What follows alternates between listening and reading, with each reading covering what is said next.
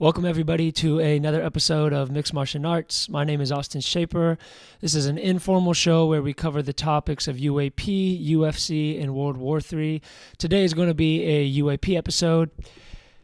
Before we dive into today's topic, I must admit that this was not going to be what I was going to cover today at all. I had a whole nother segment that I was excited to be covering, but last night as I was in bed about to go to sleep, I was going through the dark trenches of UFO Twitter, and I came across the most fascinating Reddit post that I have ever found, and that seems to be what a lot of people are saying. That's not just my opinion, but it is the most fascinating Reddit post that I've ever seen in regards to the UAP UFO phenomenon. And there's a few reasons why it's so interesting to the point where I had to just scrap everything that I was going to talk about today so that I could talk about this. This article just dropped to my knowledge within the past 24 hours. It's possible that it was early last evening. I'm not entirely sure on the time frame, but it started making its rounds on Twitter and Reddit last night. I even saw Joe Rogan had shared the link as well. And yeah, it's going everywhere. It's going all over the place on Twitter at least, and the Reddit world. And it's so fascinating, like I said, for a number of reasons. The first reason being its detail and its depth. This is an anonymous user. He has a VPN to restrict, the ability to be able to track where he's at or his internet location. And he claims to be, I'm going to read you guys the introduction before he really dives into all the nitty-gritty, but he claims to be a former scientist, I guess would be the technical term, at Fort Detrick Lab in Maryland, like some sort of military base scientist lab. He claims that he worked there, in summary, on, I think, 4 alien bodies back in, let's read what he said. He said from the late 2000s to the mid-2000s. I'm going to read you guys his little summary before he dives into it, but just to give you guys a little background. So he claims that he was a scientist, and off the bat, there's a lot of people who post things anonymously, and we consider, while sometimes the UFO community can maybe be gullible, falling for CGI videos and falling for anonymous testimonies and things of that nature, what stood out to me about this one is that it's extremely technical, extremely detailed, and nuanced, and you can tell that whoever wrote this, the consensus seems to be that either this is the best troll in the history of the planet, and he simply is the next Steven Spielberg, which is possible, or this guy's telling the truth. Because the excruciating level of detail here is just, it's a hard read. I truly recommend, I'm going to post in the description to this video, if you're finding this on YouTube, I'm going to post the link to the Reddit post before it gets taken down. I know a lot of people have saved it as a PDF already because this thing's probably not going to stay up on the internet too much longer. But that being said, it's just extremely detailed, and you can tell this guy knows what he's talking about. And if he is lying, which of course it's possible, then this guy is the best troll on the planet, on planet Earth. We're going to dive into what he has to say first, but in summary, I recommend you have to read through the whole thing. There were some parts where I skimmed through because it's a lot of scientific jargon that was just way over my pay grade. I couldn't even understand a lot of it, but that's further to his point of how detailed it is, and I don't even know if you can make some of this stuff up. You're going to have to check it out and come back to me and give me your thoughts. But let's at least dive into what he says in the beginning to briefly describe who he is and what he's doing. Now, when I screenshotted these and I sent them to my iPad so I could read them off for the show, they did not send in order. So it's going to take me a moment because I'm going to have to go all over the place swiping. So let's start from the beginning. This man posts, I believe, last night, and he says, from the late 2000s to the mid-2010s, I worked as a molecular biologist, okay, so not a scientist, a biologist, for a national security contractor in a program to study exobiospheric organisms, EBOs. The aim of the program was to elucidate, big words, the genome and the proteome basis of these organisms. Although the study of OBCs has been going on for decades in other programs, the new high throughput DNA sequencing technologies of the late 90s unblocked stagnant research in this area. So already it's like, what? Since then, several breakthroughs have led to significant advances in our understanding of the genome and proteome of these beings. What we have learned so far has enabled us to outline some disconcerting perspectives about our place in this universe. Briefly, we've discovered that the EBO genome is a chimera of genomes from our biosphere and from an unknown one. They are artificial. That's a big point. They are artificial, ephemeral, and disposable organisms created for a purpose that still partially eludes us. I'll be substantiating my statements after a brief introduction. Okay, and I'm going to read the rest of this, but I do just want to pause right there off the bat that everything that this man talks about, it's what's scary about it is that it really ties into a lot of previous UFO witness testimony lore of people talking about the grays, that they've been designed for some sort of purpose, that they're bioengineered, they're not normal organisms like you and me, and that they have been made for a specific purpose. That's just one iota of this entire thing. But throughout this entire story that he tells, there's just countless points that you'll be able to reference back and be like, oh, I remember this guy talking about this back in the 2000s, or this whistleblower. And that's what's one of the ingredients that makes this just fascinating. All right, moving on. The reason for disclosing these secrets is quite simple. I believe that every human being has the right to know the truth, and that to progress, humanity needs to divest itself of certain institutions and organizations that will probably not survive these revelations in the long term. I'm aware that I'll have very little impact in this regard, but I still believe that small leaks are necessary to break the dam of misinformation on this subject. When the governments will eventually reveal these secrets, there will undoubtedly be societal upheaval, but in my opinion, the longer we wait, the worse it will be.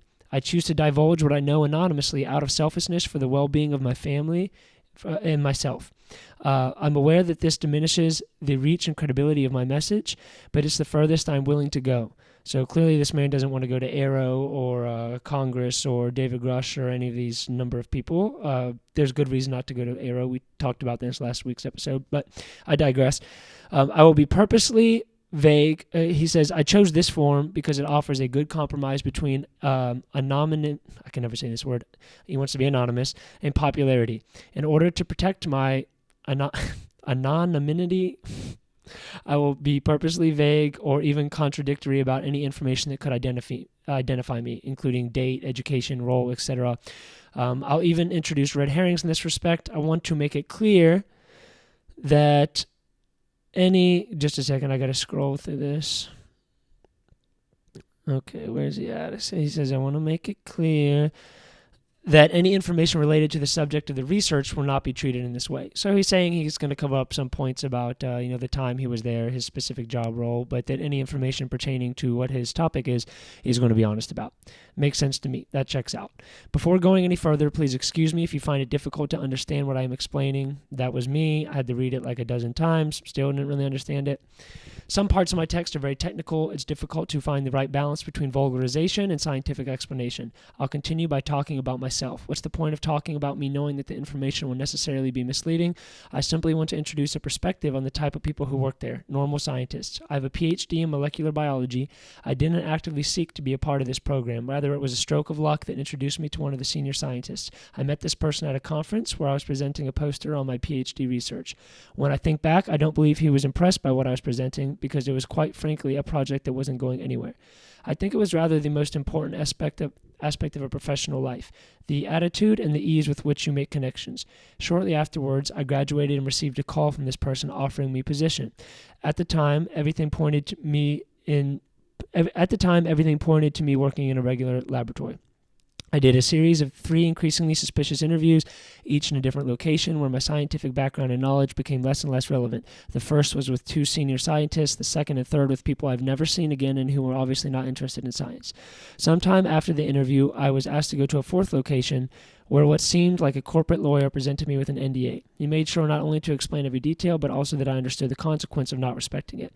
That's another important ingredient, and it relates to the Whistleblower Act that was passed last year. These guys have been forced to sign non-disclosures. Some of them, I believe, for even upwards of 80 years. So they're not allowed to talk. And if you do talk, there's consequences to be paid. So the first employment weeks were by far the most memorable, although I spent most of that time in a depressing archive room. It consists almost exclusively of reading about the subject of study and to get us up to speed. There's no secret Wikipedia or even a reference book to guide us. There are only dry reports, memos, presentations, procedures, and SOPs. These documents are almost exclusively about the biology of EBOs, but there are also a few that deal with other subjects such as their food, religion, or culture. There were no documents on their technology. That's interesting. I'm not going to read his entire thing. It's pages and pages. I just want to give you guys the summary, and then we have a guy who did the due diligence to kind of summarize the points that he makes in the article itself. As mentioned above, the aim of the project is to gain a better understanding of the EBO genome and proteome. To achieve this, a team of around 20 scientists, 4 senior scientists, and a director was involved. The scientists, like myself, had their main responsibility to carry out the technical work. As each scientist had, to my knowledge, a PhD, we were all somewhat overqualified for what is ultimately a technician's job. Un momento, I'm thirsty. This is like reading a Harry Potter novel. The senior scientists who make full use of their diplomas had the task of designing the essay. I think it's a typo. The essays, and had a supervisory responsibility. They're also in charge of training new employees and sometimes even came in to do technical work. The director, of course, was the person in charge who dictated priorities to the senior scientists. He was rarely on site, and the few times he was, it was to attend meetings. Other than the scientific staff, there were security guards working for one subcontractor or another. There were no support staff such as janitors and maintenance workers. Scientists were responsible for this kind of work.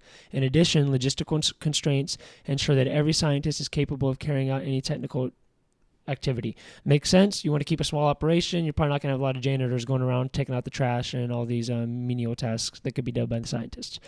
The laboratory itself is located in Fort Detrick, Maryland, in a building used for legitimate biomedical research. The clandestine operations are carried out in a restricted part of the basement, out of sight from regular workers. Contrary to what one might imagine, the biosafety level is not maximal for this type of research.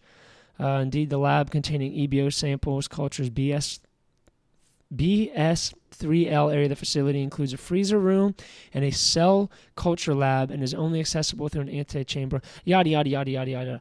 Let's get to the point. On the subject of the biology of these beings, I'll start by discussing genetics, then their gross anatomy, and finally their biological systems. For the sake of clarity, the information I will provide here is an aggregation of what I have observed and what I have read.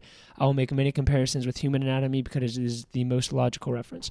Okay, so that is a brief, not so brief, preview of what he has to say. He talks about this for, I don't know, thousands of words. I mean, this is like a 10, 20-page essay, man. It's super long. So I did find somebody on Twitter. Let's see if I can find the gentleman's profile who did the due diligence to help us. Here it is. Okay, so this comes from, I hope I put his name in here because we needed his help. So it was the Juan something on UFO Twitter. He did the due diligence to summarize this boy's points. And for some reason, I don't have the first two, which is odd. I know I screenshotted it, but that's okay. So let's start off at the beginning. He says, this is a summary of everything this guy has to say. The lab is in Fort Detrick, Maryland, as I already read, at Badial National Biodefense Institute. Operations carried out in a restricted part of the basement. What's particularly striking about the EBO genome is the uniformity of these intergenic regions. The uniformity of these sequences is a major indication of the artificiality of these beings. So as I'm reading, just know I'm probably as lost as you're going to be. I'm not a scientist, nor do I even understand a lot of that technical stuff. But the points are still important to be read because you will nitpick and find some things in here that you can understand. That's what happened with me. Right off the bat, he's implying these beings, and he goes into detail about what the beings look like. They're similar to the typical gray that we see in Hollywood. I think he describes them as 150 centimeters, so like 4 foot tall, roughly, and kind of the typical gray that you would imagine. And he just talks about how they're artificial beings, and that ties into a lot of things that people have talked about. Linda Moulton Howe and many other people who I actually spoke with on the phone before I made this video, and she referenced that exact point, that these things were made these things are created almost like machinery by some other entity that we are not sure about. Anyway, so another point, he says the presence of TPR, triplanderemic region, cannot be explained by evolutionary pressure, but only by genetic engineering on a genomic scale. An individual could be genetically designed to have characteristics that give it an advantage in performing a given task, like soldier ants and worker ants in an anthill. That is fascinating. That means these things, at least these gray beings, maybe not all the other species, but the gray beings, are given specific tasks, and then their genome is fitted to meet that, like she said, or like he said, like a soldier ant, a worker ant. I don't know. God knows what purposes they're making these things for, but fascinating. What's disturbing is that some genes correspond directly, nucleotide by nucleotide, with known human genes or even some animal genes. Creepy. Moving on. I'd like to note before going any farther that this heterogeneity of genes of known and this is so funny. Someone who doesn't know science and ought to be reading these big ass words. But anyway, I'd like to note before going any farther that this heterogeneity of genes of known and unknown origin is an undeniable proof of the artificial. So he's saying they're undeniably fake. They're artificial. Fake maybe is not the right word, but they're artificial. They're not like you or me, just whatever. The color of the blood is brownish. The waste system, instead, there are countless small pores on the surface of the skin. Ammonia is, I think this is how you pronounce it. Ammonia is key. That ties into the Varginha case in Brazil. If you remember the case of the UFO crashing in Brazil, the village claims they see beings. One of the beings is taken to, I believe he's dead, and they take him to the U.S. military, and doctors take him to the closest hospital. And one of the scientists or maybe one of the soldiers who touches this being ends up dying a few days later of some unknown cause, unknown bacterial infection or sickness. And what's interesting about that is I remember specifically them talking about the smell of ammonia. So many details in this are just alarming because they tie in with so much other stuff we've heard in the past. It is strongly believed that EBOs can only consume food in liquid form. It is therefore speculated that the food consumed is a sort of broth rich in sugar and protein. Interesting, because he says later in the article that they have no teeth, no tongue. Here's another point. Yes, knowing that they're disposable, unable to live independently without technical support, that they're epipheral. The only suitable hypothesis is that they are alive only to accomplish their task. EBOs believe that the soul is not an extension of the individual, but rather a fundamental characteristic of nature that expresses itself as a field, not unlike gravity. So he mentions that he's speaking on this part about their what he claims to be their beliefs and their spirituality, I guess could be the closest word. He says that this is on third-hand information and to not take it to the bank. He was there as a scientist, but he did pick up some points as a third party about some topics like this. He says, I have no knowledge of their potential influence on our evolution. Let's see. They're morphically very similar to the gray aliens that are part of modern folklore. Their height is about 150 centimeters. They have 2 arms, 2 legs, and a head. Skin. The gray skin that is often described in folklore is in fact a biosynthetic film which likely serves to protect the EBO from a hostile environment, aka Earth, maybe just wherever they're not naturally from. Brain. The brain is tetraspheric, composed of 4 major sections. Nodules on central lobe. It is speculated that these nodules are essential to interact with their technology. Hands and feet. Their hands have 4 digits, including an opposable thumb on the medial side. At first glance, the feet consist of just 2 digits, but a necropsy soon determined that each toe was made of 2 fused digits. Interesting. The blood itself is also can't read it, big words, analogous to that of a human. I guess he means similar. However, the proportion of plasma is much higher. So these are just a few points, but there's so much, man. There's so much to it, and I want to dive into a lot of reactions because, again, you're not going to take away the full grasp and the gravity of what it is he's saying based on this brief summary. The article itself is super long. I don't know if you call it an article, but whatever. His statement that he makes is very, very long, but the detail is excruciatingly detailed and just complicated and nuanced. And let's dive into some reactions, though, because the Twitter community was kind of on the same page for this. But there's a few people obviously skeptical, as we should be. Let's see here on Reddit. Beanpole1 says, awesome read. I've worked in a BSL-3 lab. I can attest that this person, at the very least, has actual hardcore lab experience. I found nothing questionable in the semantics. When I saw your heading on autoimmunity, I was about to be skeptical about how you could gather very much info from a carcass, and then your response was basically unknown aside from organs, which makes a lot of sense. If you are sincere, I hope you stay safe. Okay. This comes from Neon7777. Says 100% I'm a healthy skeptic, but I'm inclined to believe this, like a lot. If it is a LARP, he's the goat of LARPers. I couldn't agree more, man. Like I said, either this dude needs to be making the best movies of all time, he's the next Steven Spielberg, or he's posting anonymously because he truly does have information that he wants to get out to the world, and he doesn't want to come out publicly and violate his NDA in the public sphere.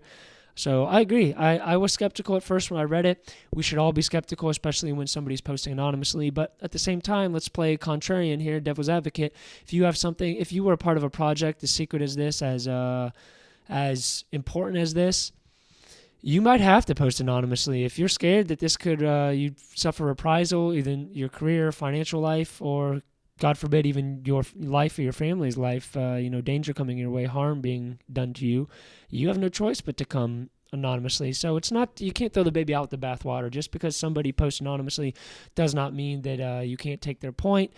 Simultaneously, that does mean we can go into it with some skepticism.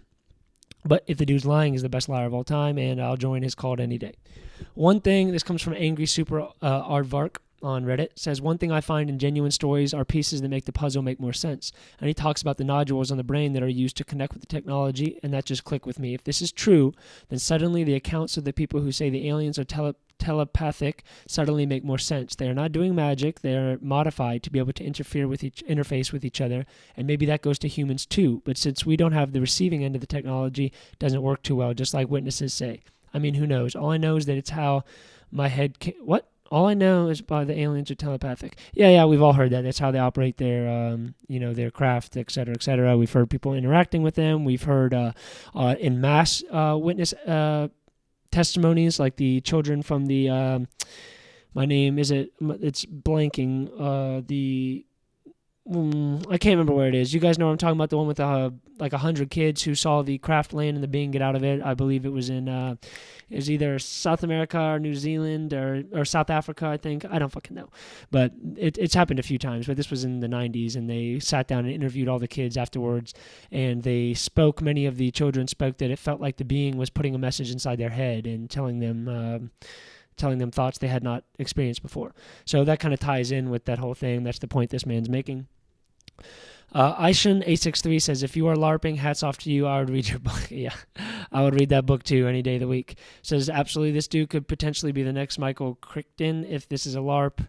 If he's not LARPing, oh, brother. Yeah, if he's not LARPing, man, this is like the closest, in my opinion, to like a technical breakdown of disclosure as far as the beings that potentially these things are.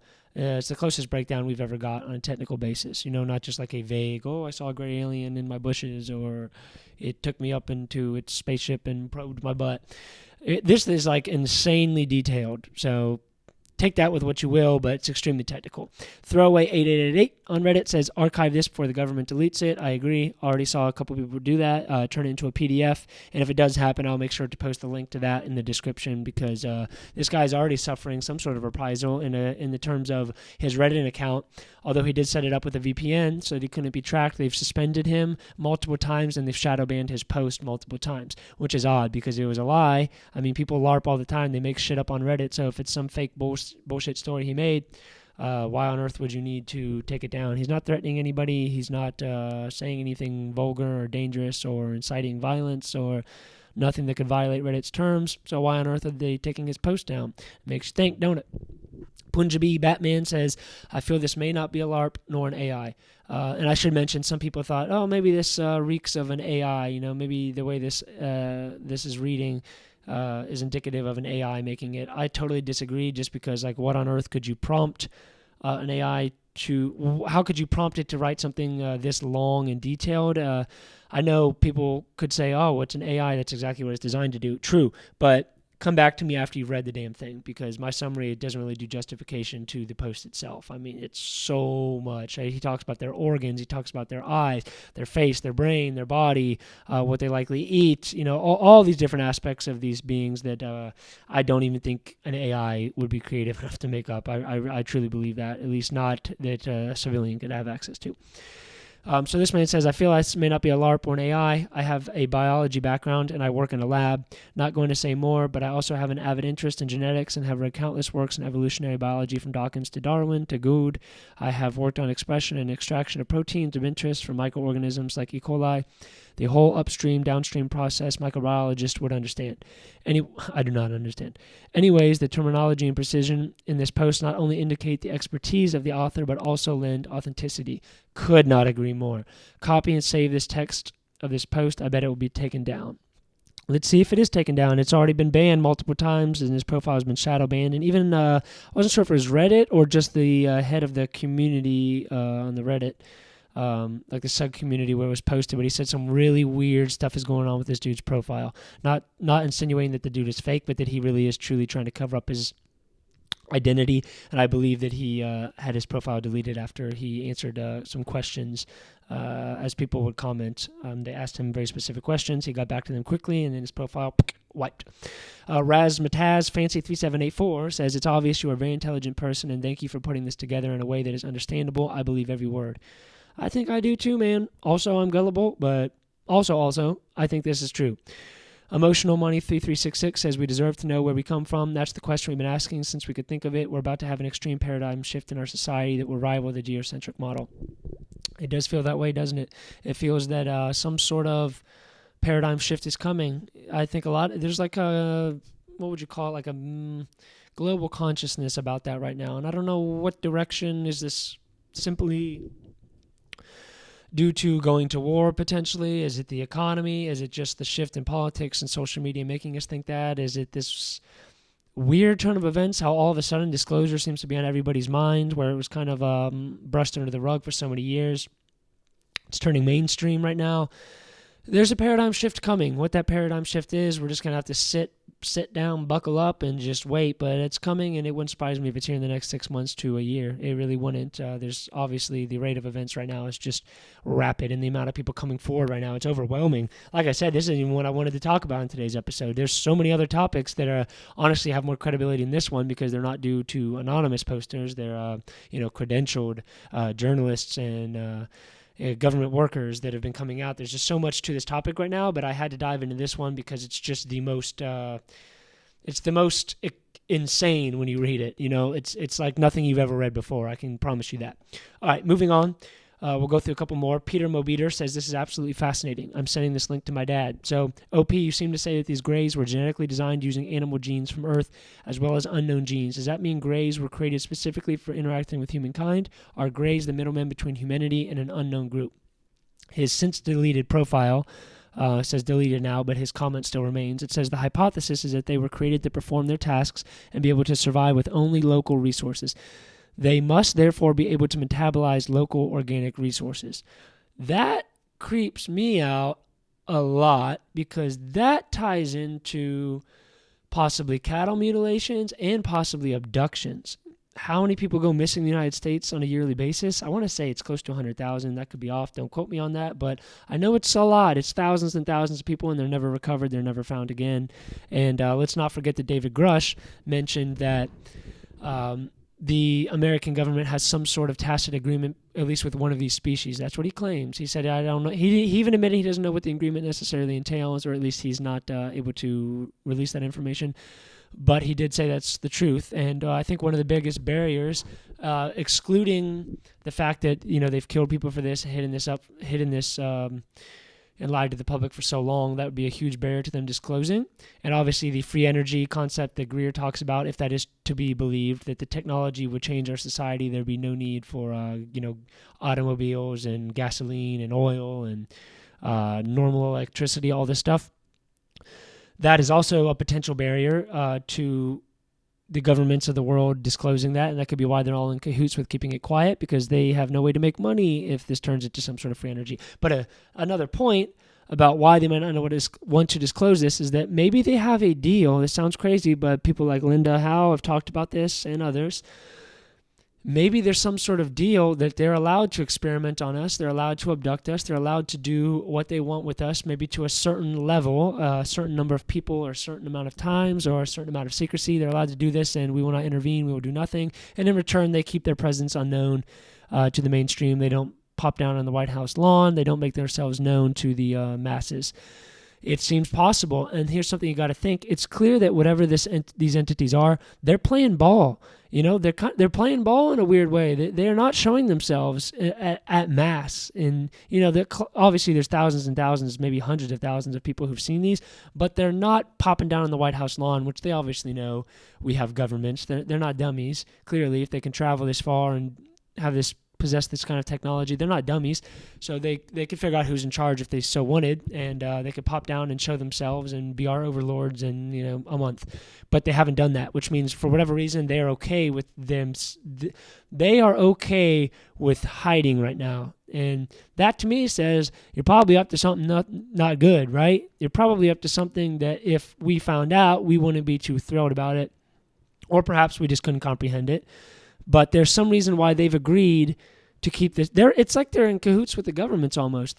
Why is it that they have the same goal? The government wants this hidden, kept secret. The aliens want this, or aliens is kind of a corny term. Let's say the extraterrestrials, whatever these entities are, non-human intelligence, seems more of a scientific term, I guess you could say. They don't want themselves to be revealed at mass yet either. So that's odd, and that kind of is indicative of a possible agreement. And as this man who posted this dives into, the hypothesis is that they are metabolizing local organic resources that have, high in sugar, high in carbs, high in protein, he said. That sounds like us, doesn't it? Sounds like maybe cattle, too. Sounds like it could be related to the cattle mutilations or the abductions. Let's say our government, I'm going to get myself banned for saying this shit. I need to go post this on Rumble. Let's say that the government, part of this deal, this is just hypothetical, guys. Obviously, it could be completely fake. Who knows? But let's just play a hypothetical game here. They have a deal with these ETs. The ETs are taking us and using them for genetic alteration. They're using our DNA, which is why our DNA is showing up in these guys. And they're using us for sustenance. They're feeding off of us in some sort of way so that they can stay here and do whatever task it is that they're created to do. Fascinating, dude. Totally possible, and it makes a lot of sense. I mean, that's one of the best, most plausible theories that I've heard as to why they could be here and why they're kind of hiding away. And fascinating. Even aliens got to eat. That's what I took away from this. Even aliens got to eat. Just perhaps not Chipotle. Perhaps it's our blood. That's awful. Kind of reminds you of War of the Worlds, doesn't it? Sparkling Light says, would that be the fattiest part of, say, ... cattle? Exactly what I was thinking. South Tip 7961 says, if you're telling the truth, I think you would be surveyed so closely that it would be a near certainty that they would know you've posted this. I would urge you to blow the whistle and go public as soon as possible. And somebody responded, the moderator to this post came back and said, there's weird shit going on behind the scenes with his account at the moment. We're looking into it. So whatever's going on with this dude, he popped up and disappeared real quick. And Milwaukee says, can you expand on this weird shit? This is spooky. The moderator says their accounts keep getting restricted, then suspended, then shadow banned. This is at least the second account of theirs today. It looked like a technical glitch at first, but now we watched it go down in real time. They were able to reach us in Reddit mail, but now they've gone dark there too. We'll keep you updated if anything new happens. LaSalle Punks Detroit says, this is mind-blowing. Thank you for sharing. Godspeed. Man, I don't know what to make of all this, guys. I don't know what to make of this. I mean, all I can say is that this is fascinating and it's worth you guys diving in and reading this. There's a lot more urgent and credible witnesses that we have right now. I'm not going to go through it today and do a whole other episode, but supposedly we're getting a public hearing with possibly the Senate Intelligence Committee along with Congress, and I think David Grush will be attending and some other whistleblowers. We might be hearing from them at the end of this month in July. So there's so much legitimacy coming forward. Like this is a legitimate topic right now. It is. I mean, it sounds so kooky to talk about. And, sometimes I feel like a kook talking about it. But the phenomenon itself is real. What it is, that time will tell us that, hopefully. I don't think we're ever going to get that public disclosure from the government that we want that's going to be forthright. It's going to be honest, authentic. I don't think so. But clearly, this stuff is heating up to a point where I don't think they're going to be able to keep it secret. And there's people like this guy coming forward. There's people like David Grush coming forward. We're about to get some live public hearings at the end of this month, supposedly. I think they said between the 20th and the 31st. So we shall see, guys. Let me know your thoughts on this. I will link this article from Reddit in the description. Hopefully it's up by the time you check this out. Share this with a friend. Man, it's crazy times. Crazy freaking times. I still want to do a whole nother episode on the balloon gate, is what I call it. All the balloons that happened, the UAPs that were shot down earlier in the year, because it's something that I feel that needs to be addressed. There's a lot of points that need to be addressed about that, and I just think there's a whole episode that we need to be able to break that down, go back in time, see what the government was saying, why they changed their tune so quickly, why they called them UAP, then said they're balloons, then said they're not balloons, why the commander of NORAD came out and said he doesn't rule out that these could be extraterrestrial, why we never got any video footage of them. There's so many weird points to this. No photos, no videos. They shot down 4 of them, including the Chinese spy balloon. A lot of weird shit going on is my point, but I didn't even have time to get into that today because I had to dive into this. So I thank you guys for tuning in. I ask that you just subscribe if you're on YouTube. At this point, if you listened once or twice before, I'm trying to hit 1,000 subscribers so I can do some live chats with you guys and be able to interact with you more. I'm going to be starting a Discord so we can talk back and forth, be able to share some news stories, and be able to just kind of engage at a deeper level and just have a discourse over this. So I'm going to either create a Discord or a Reddit. I think Discord so that I can separate the UFC, the World War III, and the UAP topics. And I'll be posting the link to that when I do it. But please subscribe. Please hit follow if you're listening on Spotify podcasts. It will be on other platforms here quickly, like Apple Podcasts. But yeah, man, I don't know. Crazy fucking times, guys. Crazy times. I hope you all have a good day. And we'll be back with another episode in the next few days, guys. Peace out.